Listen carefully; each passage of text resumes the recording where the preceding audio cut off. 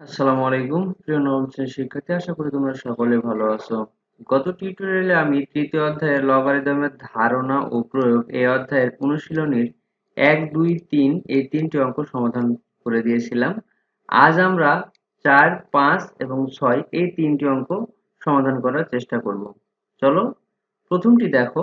4 number লেখা আছে 10% চক্রবৃদ্ধি মুনাফা হারে চক্রবৃদ্ধি মূলধন কত বছরে 3 গুণ হবে। চলো এটি আমরা দেখে আসি। দেখো, অঙ্কটি আমি এখানে আবারও লিখে নিয়েছি। সমাধান: ধরি প্রারম্ভিক মূলধন p, চক্রবৃদ্ধি মূলধন 3p। কয় গুণ হবে? এই যে 3 গুণ হবে, এই জন্য 3p। চক্রবৃদ্ধি মুনাফার হার আর সমান 10%, বলেছে 10%। 10% যদি করি তাহলে আমার 10 ভাগ 100। এটাকে যদি কাটাকাটি করি তাহলে দেখো আসবে কত? 0.1। এটি তাই লেখা হয়েছে। আমরা জানি চক্রবৃদ্ধি মূলধনের সূত্র, ক্লাস 8-এ তোমরা অবশ্যই অঙ্কগুলো করে এসেছো। সূত্র হচ্ছে a equal p into 1 plus r এর উপর পাওয়ার n। তাহলে a এর মান কত? দেখো এখানে a এর মান, চক্রবৃদ্ধি মূলধনটাকে a ধরবো, এর মান হচ্ছে 3p। p থাকলো, এখানে r এর মানটা শুধু বসানো হয়েছে। এখন এই p টা ডান পাশে কি আকারে আছে?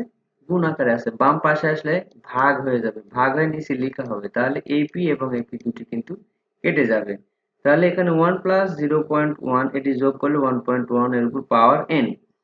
এটি দেখো এখন বর্তমানে একটি সূচক তৈরি হয়ে গেছে।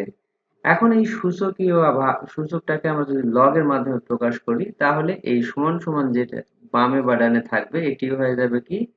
আর্গুমেন্ট। আর এটি হচ্ছে ভিত্তি, এটা হবে কি?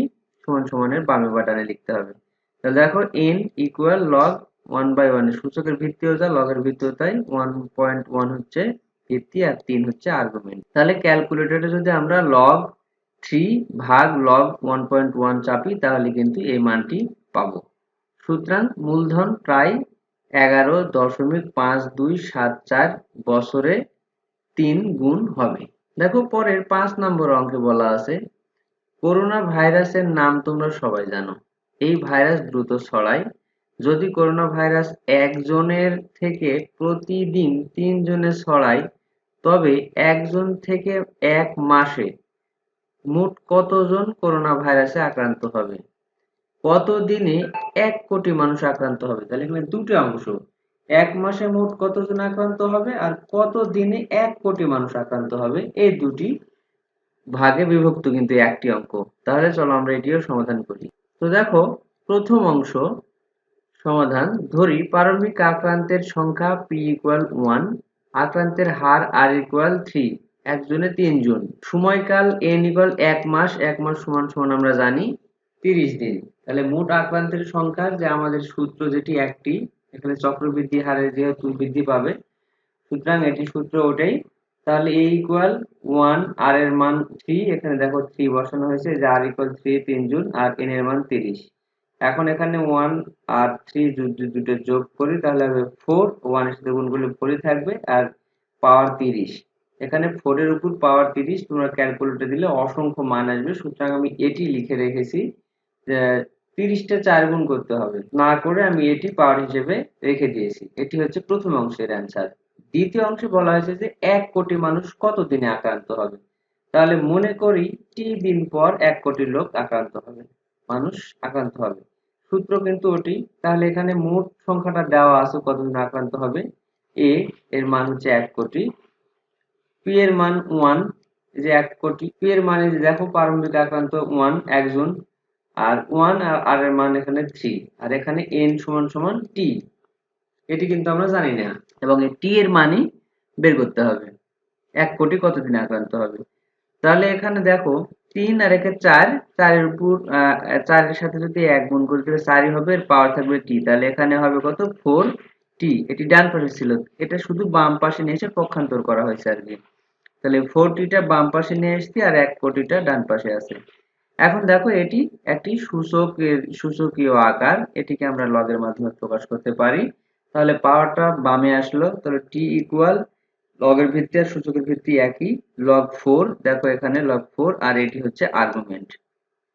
তোমরা ক্যালকুলেটরে প্রথমে লগ এই 1 কোটি যদি 1 কোটি চাপবা, তারপর হচ্ছে ভাগ দিয়ে চাপবা কত লগ 4। এই লগ 4 যদি চাপো তাহলে তোমরা মান পাবা 11.6267, আরো অসংখ্য মান। সেখান থেকে আমরা 4টি সংখ্যা নিয়েছি দশমিকের পর। দেখো দশমিকের পর যে সংখ্যাটি নিয়েছি সেটা হচ্ছে 6, অর্থাৎ 5 এর বেশি, তাই এটি একটি পূর্ণ সংখ্যা করে নেওয়া হয়েছে 12 দিন। তাহলে আমার এই 1 কোটি মানুষ আক্রান্ত হবে কত দিনে? প্রায় 12 দিনে 1 কোটি লোক করোনা ভাইরাসে আক্রান্ত হবে। দেখো 6 নম্বর অঙ্কটি ছিল সেতুর চাষার 3 বিঘা জমি আছে। আমি আগের ভিডিওগুলোতে বলেছিলাম যে 1 বিঘা সমান কত কয় কাঠা? 1 বিঘা সমান 20 কাঠা। তাহলে জমি আছে কতটুকু? 3 বিঘা। 3 বিঘা মানে 3 কুড়ি 60 কাঠা জমি আছে। তিনি তার জমির উর্বরতা ঠিক রাখার জন্য প্রতি বছর 30 কেজি জৈব সার প্রয়োগ করেন। প্রতি বছরে প্রতি কেজি সারে যদি প্রতি কাঠা জমির উর্বরতা 3% বৃদ্ধি করে, তবে সেতুর চাষার জমির অবশ্যই বের করো। তাহলে এখানে জমির অবশ্যই, আমরা অবশ্যই অঙ্ক কিন্তু করে এসেছি, অবশ্যই বের করতে বলছে। আবার বলেছে তিনি যদি জমিতে সার প্রয়োগ না করতেন তাহলে কত বছর পর তার জমিতে আর কোনো ফসল হবে না।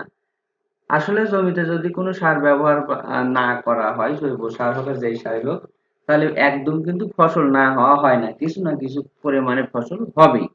কিন্তু এ বলেছে তাহলে কত দিনে তার জমিতে আর কোনো ফসলই হবে না। চলো আমরা এটি দেখি। তো দেখো, ধরি জমির প্রাথমিক উর্বরতা পি, উর্বরতা হ্রাসের হার r%। দেওয়া আছে সেতুর চাষার জমির পরিমাণ 3 বিঘা সমান 60 কাঠা, এটা বলে দিলাম একটু আগে। তাহলে 3 বিঘা বা 60 কাঠা জমিতে সার দেন 30 কেজি।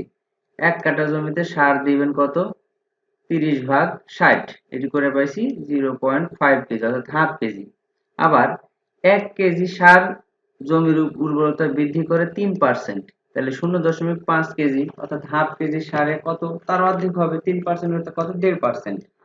3 গুণন 0.5 করে 1.5%। প্রতি কাঠায় 0.5 অর্থাৎ হাফ কেজি সার দিয়ে উর্বরতা 1.5% বৃদ্ধির মাধ্যমে জমির উর্বরতা ঠিক রাখা হয়। আবার সার প্রয়োগ না করলে জমির উর্বরতা প্রতি বছর 1.5% কমে যেত, আর এটি হলো জমির অপচয়ের হার। তাহলে অপচয়ের হার কত? অপচয় আর ইকুয়াল 1.5%। 1.5% কে দেখো 1.5 বাই 100, এটি বের করলে পারবো 0.01 অবশ্যই হার। 1.5% পার্সেন্টেজকে আমরা প্রকাশ করলে এই 1.5% কে এভাবে পাবো। এরপরে দেখো আবার দ্বিতীয় অংশ বলেছিল কি যে টি সময় পর জমিতে আর কোনো ফসল হবে না, অর্থাৎ কখন জমিতে তার আর ফসল হবে না যদি সে জৈব সার ব্যবহার না করে। তাহলে টি সময় পর উর্বরতা পি আর ইকুয়াল 0। আমরা জানি জমির অবস্থার সূত্র P R equal P minus 1 P into 1 minus R by T power T. তাহলে পি আর এর মান কত? 0, যে উর্বরতা হবে না, 0 হয়ে যাবে। পি এর মান নাই, আর এর মান আমরা আগের বের করে নিয়ে এসেছি 0.1015, পাওয়ার টি থেকে গেল। তাহলে আমরা এই মানটা 1 থেকে যদি 0.015 বিয়োগ করি তাহলে পাবো 0.985, এর উপর পাওয়ার আছে টি। আর এই পিটাকে যদি বাম পাশে বা ডান পাশে নিয়ে আসি তাহলে এটি ভাগ করলে কিন্তু এর মান হয়ে যাবে কি 0। দেখো এটি একটু দেখি যে বাম পাশে ছিল কি পি ইন্টু পাওয়ার হিসেবে বিয়োগ করার পর আমরা পাবো 0.985, এর উপর পাওয়ার থাকবে বড় হাতের টি ইকুয়াল 0, অর্থাৎ 0 ছিল 0ই থাকলো। এখন যদি আমি 0.985 বাম পাশে রেখে পাওয়ার সহ রেখে দিলাম, দেওয়ার পর যদি এই পিটা গুণ আছে ডান পাশে গেলে কি হয়ে যাবে? ভাগ হবে, অর্থাৎ 0 ভাগ পি, এটি করলে কিন্তু 0 আসবে, এটা সমান সমান আমরা পাবো 0, সেই 0 এখানে লেখা আছে। এখন এটি অবশ্যই দেখো সূচকীয় আকার, তো সূচকীয় আকার থাকলে আমরা লগ এর মাধ্যমে প্রকাশ করতে পারি, ভিত্তি সমান থাকে। দেখো এখানে ভিত্তি, তাহলে পাওয়ার টি টি ইকুয়াল ভিত্তি, এখানে দেখো 0.985 আর এখানে সমান সমান ডানে ছিল 0, এটি 0 লিখেছি। আর্গুমেন্ট কিন্তু 0 হয় না, দেখো লিখেছি লগ এর আর্গুমেন্ট শূন্য হতে পারে না, অতএব জমির উর্বরতা শূন্য হওয়া সম্ভব নয়। সেতুর চাষার জমিতে সার প্রয়োগ না করলে প্রতি বছর জমির উর্বরতা কমতে থাকতো, কিন্তু উর্বরতা একেবারে শূন্য হবে এমনটা নয়। তো এটি ছিল 6 নম্বরের সমাধান। আশা করি তোমরা অঙ্কগুলো বুঝতে পারতেছো। তো আজ এই পর্যন্তই। পরের টিউটোরিয়ালে আমি 7, 8, 9 এগুলো সমাধান করার চেষ্টা করব। সেই পর্যন্ত সবাই ভালো থাকো, সুস্থ থাকো। আর যারা চ্যানেলটি সাবস্ক্রাইব করোনি অবশ্যই চ্যানেলটি সাবস্ক্রাইব করে বেল আইকন প্রেস করে পাশে থাকবে। আর আমার ভিডিওগুলো অবশ্যই লাইক, কমেন্ট এবং শেয়ার করবে। ধন্যবাদ।